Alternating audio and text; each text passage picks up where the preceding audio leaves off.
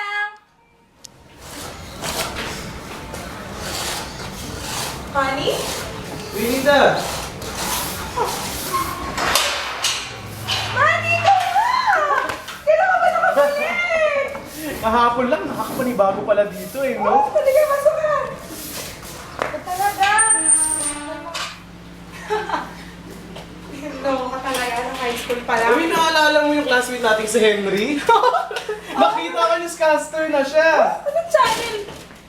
ABS-CBN ata yun. Talaga? Yun? Naging newscaster? Nakakalaki. Oh, so kailangan pa nang galing na kayo? Kahapon lang.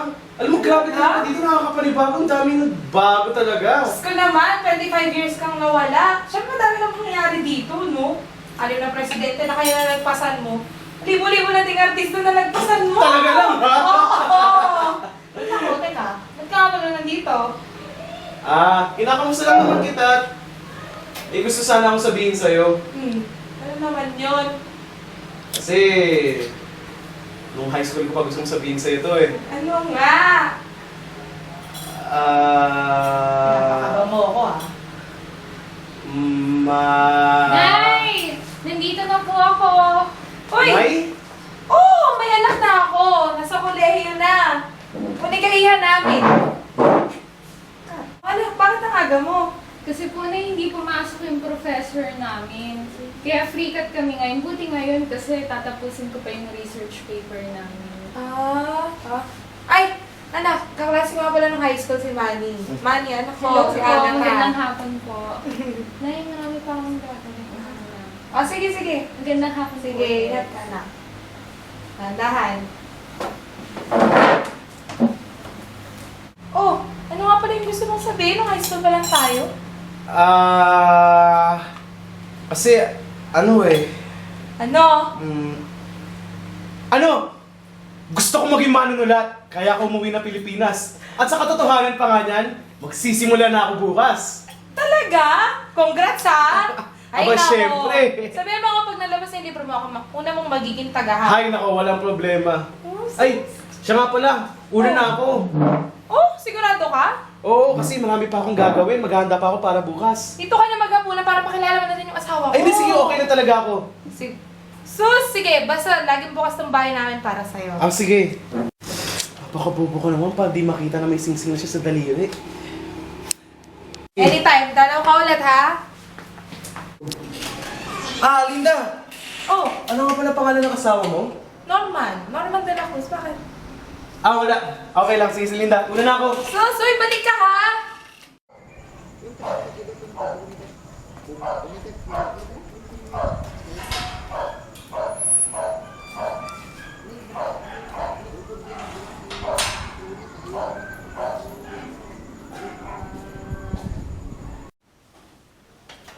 Honey, I'm home! Bless po, tay! Honey! Anak, halika na. Kaya na tayo. Sige po, nay. Anak, pag-isal mo yung pagkain. Sige po, tay. In the name of the Father, and of the Son, and of the Holy Spirit.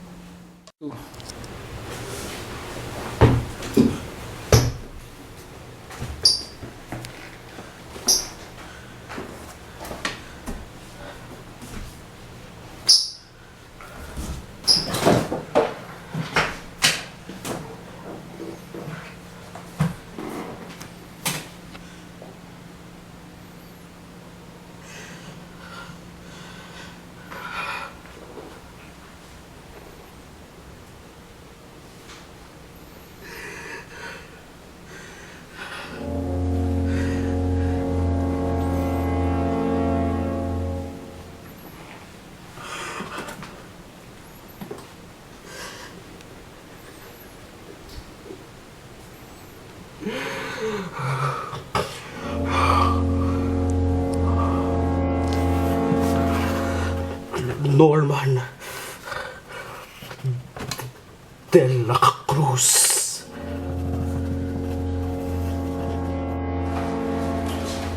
Ay, naku. Alam mo kong ras, alas pa lang. Ay, tapos ko na natin gagawin. Ikaw na. Magaling ka eh. Pero payroll na sa makalawa, di ba? Sa bagay, kailangan din magpahinga. Sa makalawa, payroll na naman. Mabibisi na naman tayo. Parang para sa tayo dito sa HR department. Ang lahat ng bagay ay may dahilan, Norman. Norman, Ma'am, good afternoon po, ma'am. good afternoon. I heard from your boss that you are doing a great job. You were always on time. Finish your paperwork before that. And most importantly, you get along very well with your coworkers. You are meeting what we expect from you, Mr. De La Cruz. And for that, I congratulate you. Thank you, ma'am. Just keep up the good work. And who knows, something good might happen with you. Yes, ma'am, I will. I'll go. Yung kanya ba namang kabait yung boss mo? Sino ba namang hindi mamomotivate? Ikaw na talaga ang doing the great job.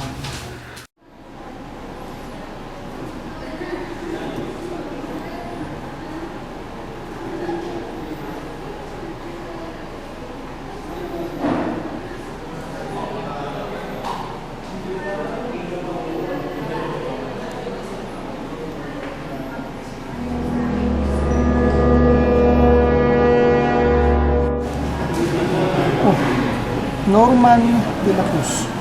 Pangalan ko to ah. Saan ba yung sulat nito? Misteryosong manunulat. Ayos ah. Wala bago ang pen name ah.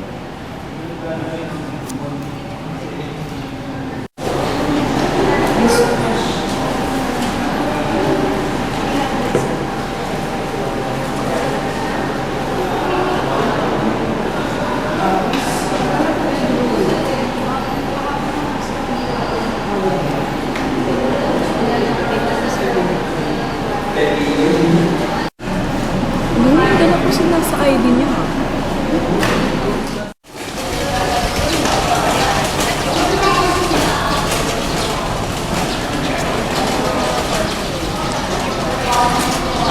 Sir, ano bang oras na?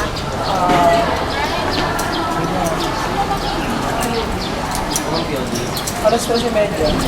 Salamat po. Habang siya ay nagbabiyahe pa uwi, ay tumawag ang kanyang asawa upang alamin ang kanyang gustong ulam. Oh, Johan. Honey, anong gusto mong ulam? Gusto mo bang magluto ako ng paborito mong sinigang? O yung isa mo pang paboritong kare-kare na hinanda akong bagoong naalamang dito?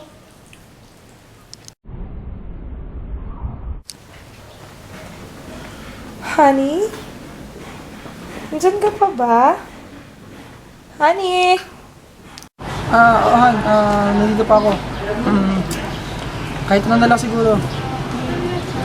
Okay, sige. Love you too. Bye-bye. Norman, tara, sabay ka na sa akin. O sige, tara. Sabay na ako.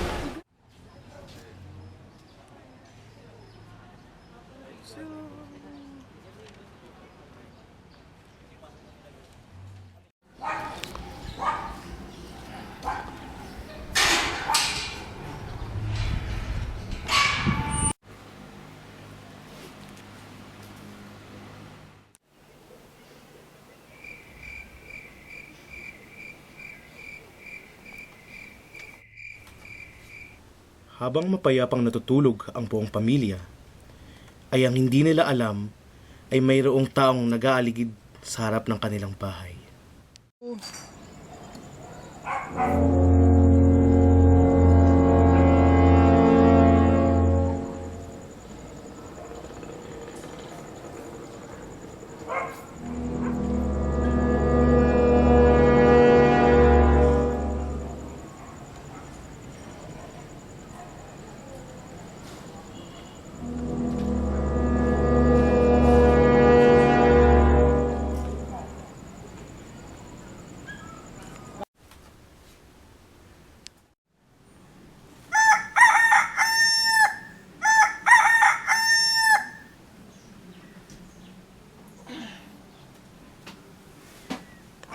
Maaga na pala. Ito asawa ko ah. Papasok na ako.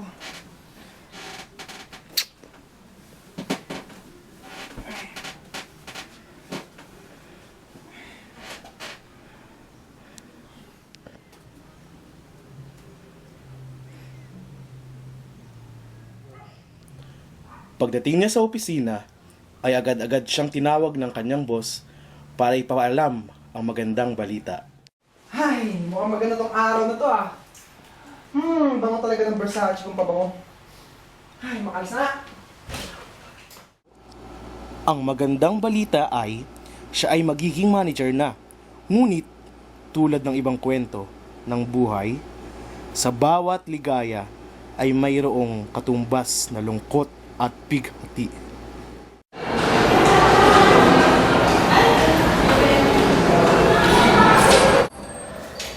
Hoy, Mr. Great Job, pinapatawag ka ni Ma'am Rebecca. Ano ba naman bang kalokohan ng ginawa mo? Wala naman.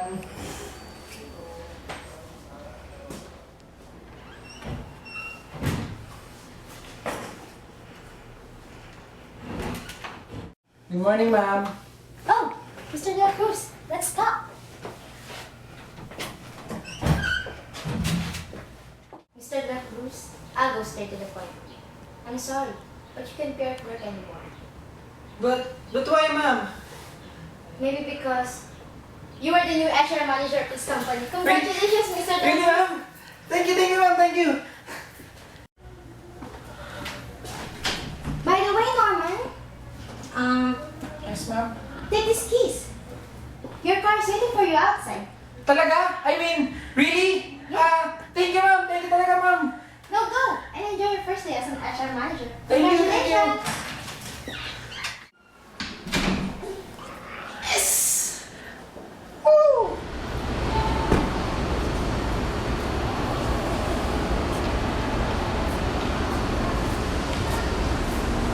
Yun! Wow, grabe! Ang ganda ng sasakyan ko! Ayos! Woo! Grabe, ang ganda talaga ng sasakyan ko. Matawagan nga si Linda.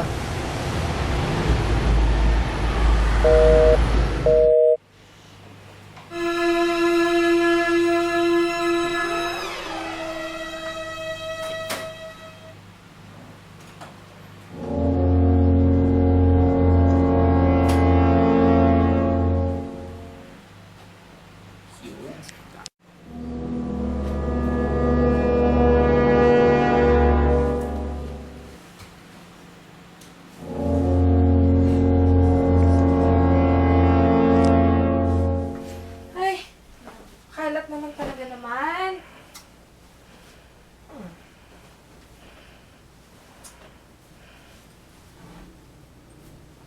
Oh! Nabili na pala ni Norman tong libro ni Manny. Habang tuwang-tuwa siya sa bago niyang posisyon, ang di niya alam ay ang buhay ng asawa at anak niya ay nanganganib dahil sa isang misteryosong lalaki na siyang kikitil sa buhay ng kanyang asawa. Nasaan ang mga pera at alahas nyo? Nandun po! Nandun!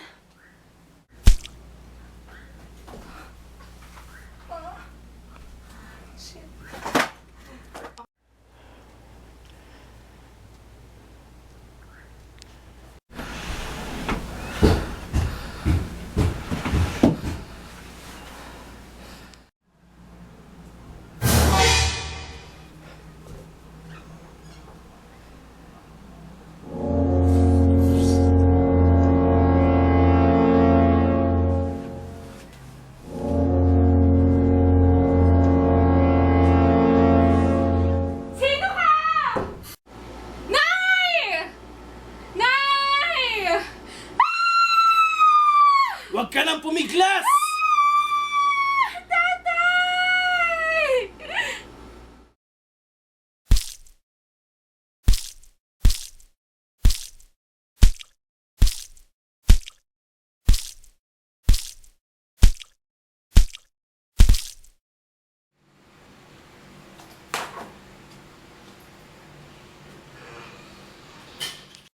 Honey, I'm home! Honey? Han?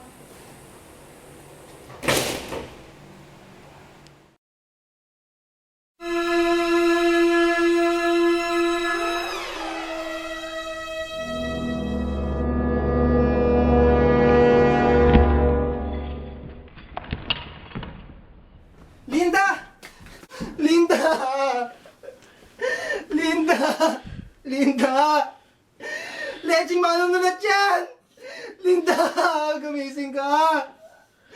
Linda! Linda! Linda! Linda! Yung anak ko, si Agatha! Agatha! Agatha! Agatha! Anong nangyari sa'yo? Agatha, sino gumawa sa'yo niyan? Anak ko, Agatha! Agatha! Agatha! Agatha! Gising! Agatha!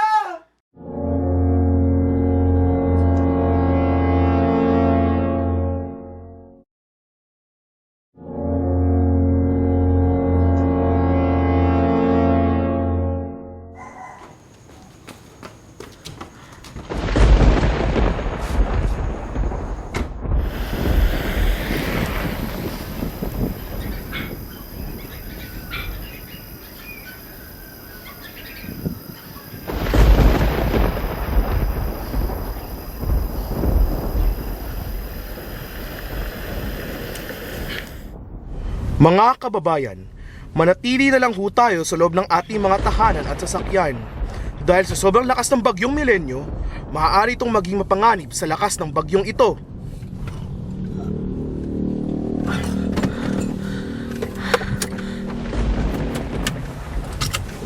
Sinaan pa ako.